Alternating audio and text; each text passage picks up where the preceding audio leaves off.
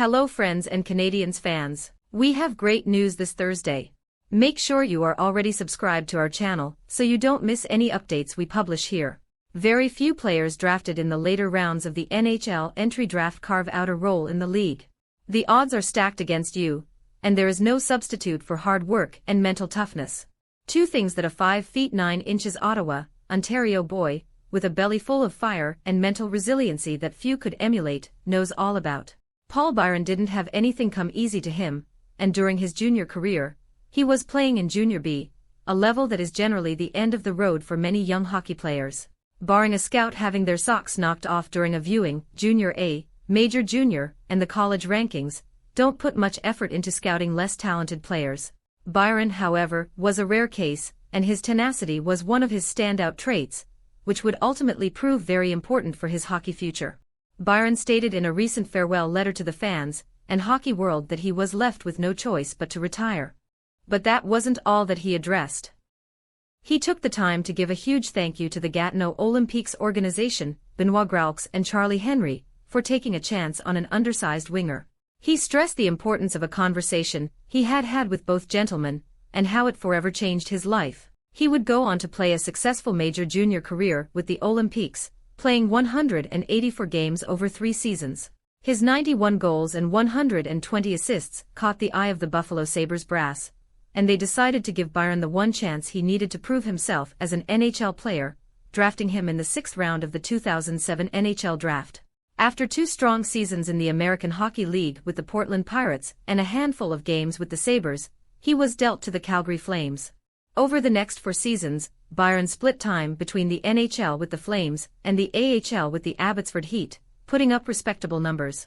Those 4 years proved vital for him, as he was able to get his footing in the league and establish himself as a full-time NHLer. Something that he credits Bob Hartley for, as he facilitated the trade to bring Byron to Calgary. He didn't know it at the time, but the beginning of the next step of his career was coming, and it started in a rather gloomy way, with him being placed on waivers in October 2015. One of the NHL's most storied franchises claimed him off of waivers, and he remains to this day one of the best waiver additions in Montreal Canadiens history. Marc Bergevin took a chance on the diminutive forward, and Byron proved him right in a huge way. Over his 7 seasons in the Canadiens organization, he did it all. If anything was needed, Byron was over the boards and on the ice doing it at a moment's notice. His speed was a constant threat on the penalty kill, and late in games, if a defender mishandled a puck, it could end up in the back of his net almost certainly.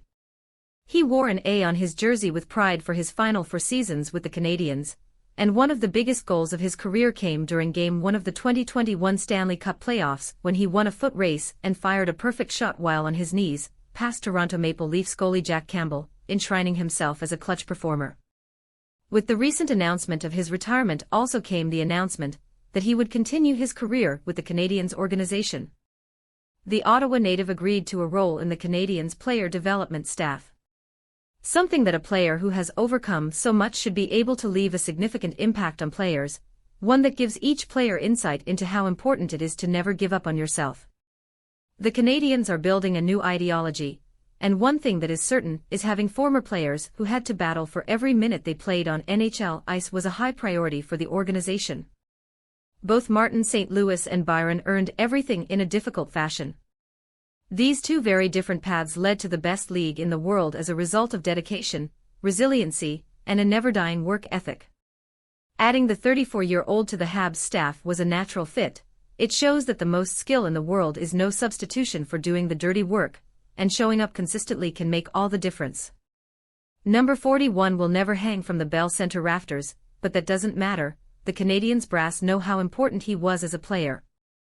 And that is precisely why they inked him to a player development role before he hit waivers again, and made another team look brilliant. Lord Byron is all heart, and that is something that the Canadiens rebuild will benefit from having in the fold. What's your opinion on Paul Byron's retirement? Comment below your opinion. Until the next video, go Habs, go!